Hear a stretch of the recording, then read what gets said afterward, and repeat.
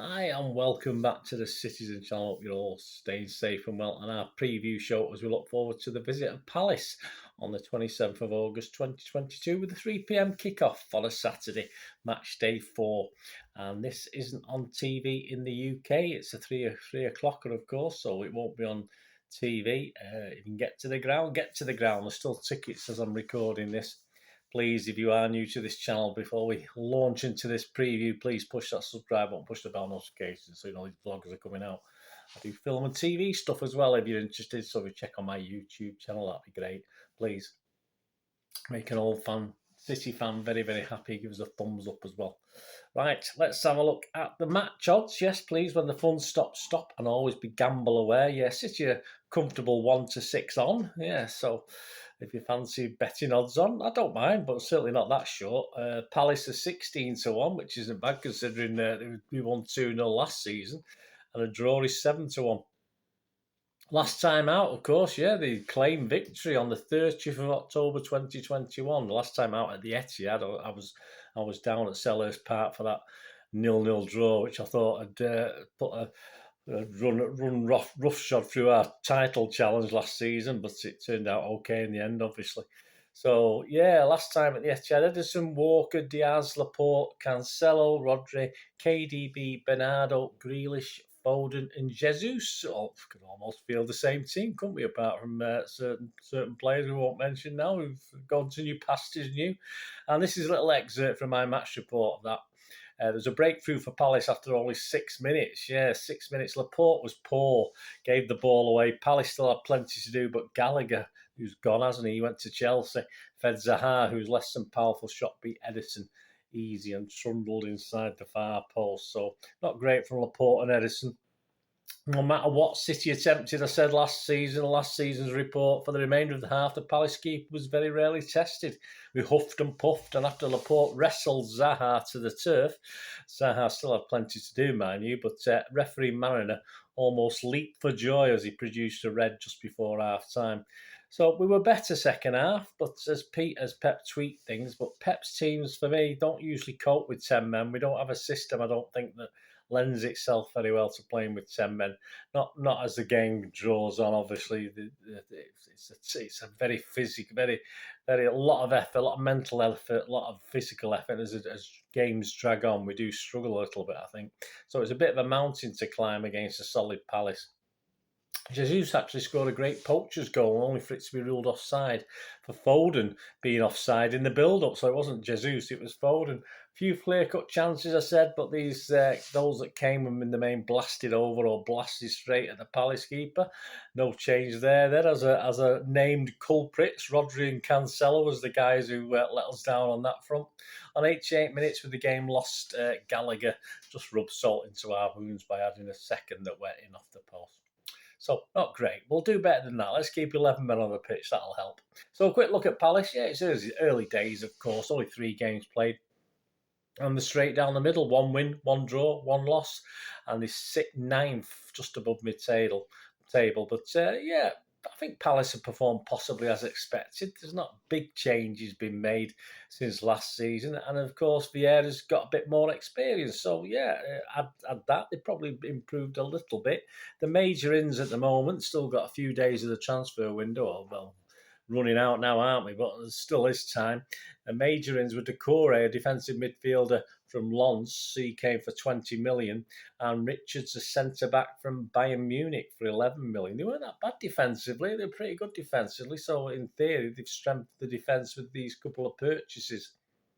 One of the outs, yeah, very sad to see him go. Benteke, yes, 5 million to DC United. I'm not sure if Palace had to pay DC United 5 million or the other way around. I'm not too sure, but he's gone to DC United anyway. And yeah, so far in the league, a loss to table toppers Arsenal was disappointing, but it was only the taking of chances on match day 1 that was difference on the day. And then they had a trip match day 2, of course, to Anfield.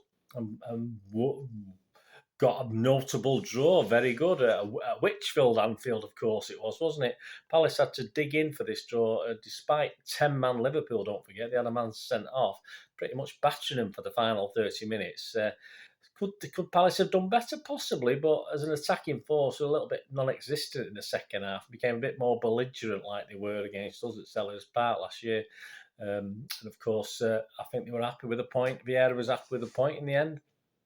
Not surprisingly, despite an iffy start against Aston Villa last week in match day 3, they eventually used their pace and energy to come out 3-1 winners. So at Sellers Park, Villa did have plenty of the match, but for once, Palace did take the chances. Look at the XGs. Palace XG 2.84, Villa XG 0.83. So yeah, again, deserved winners, but Villa did have a go. A 2-0 win in the Carabao Cup in midweek, with goals on 71 minutes and 90 minutes. So they left it a little bit late against Oxford United. But in all fairness, Vieira didn't take many chances. I think 10 of the 11 were changed from the previous game against Aston Villa. So he didn't take any chances with that. So he's going to have a nice, fresh team for the visit to the Etihad. And there's no doubt with the 2-0 win last season that Vieira will again hope to play a little bit of smash and grab. It will all depend on, of course, us keeping 11 men on the pitch and, of course, Pep and what we do. So let's have a quick look at Pep and City. Decisions after the last game. All right, we've had the trip to Barca, which ended with Pep. I've just seen Pep's press conference. It was very flattering to Palace, as you'd expect, flattering to Vieira. He wouldn't be drawn on the team, won't be drawn on injuries, though. He said they're going to have a training session this afternoon. This is Friday afternoon. So he won't be drawn on who was fit. So we have to assume Phillips is obviously unavailable for this one as well. Not that I don't think he would have played anyway, but he certainly won't be available. Obviously, no Aki, we assume. As I say, we'll have to assume now. Pep didn't give anything away. And, of course, Laporte and Betty seems okay from what we know. He was kept in hospital overnight and flew back with the team, so that should be all right. I think these injuries we're getting, I think that witch from Anfield's come over to our place, hasn't she? I was going to say he then. You can male witches, can't you? Yeah, I think so. So there you go, add to that injury list Phillips now, which, as I said, is not available for the squad.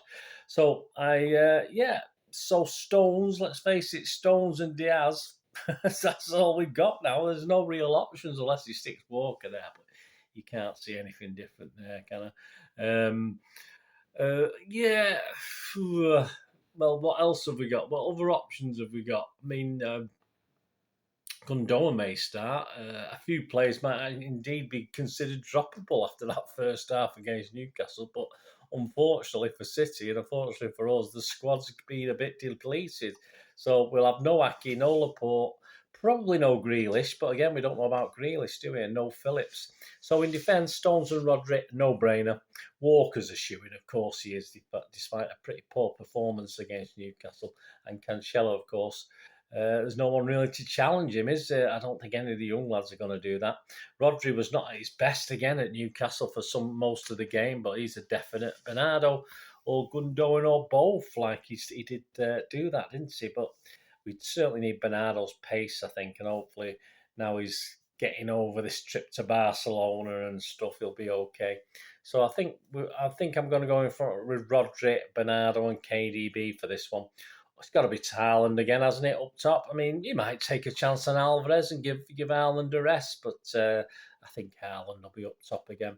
And there's no Grealish. We're only really left with Mahrez and Foden on the wings anyway, aren't we, as well as Alvarez, but I don't think he'll risk Alvarez.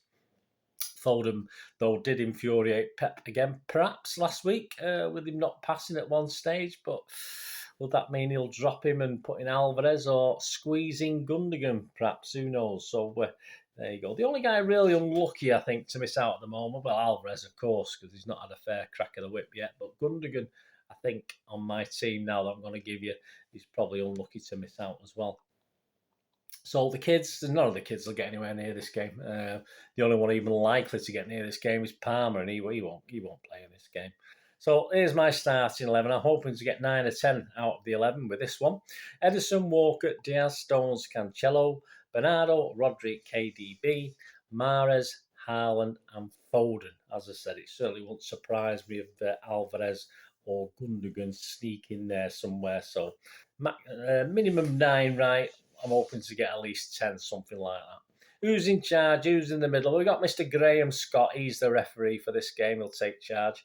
He's 54 years old. Has officiated just 2 matches so far this season, so this is his 3rd.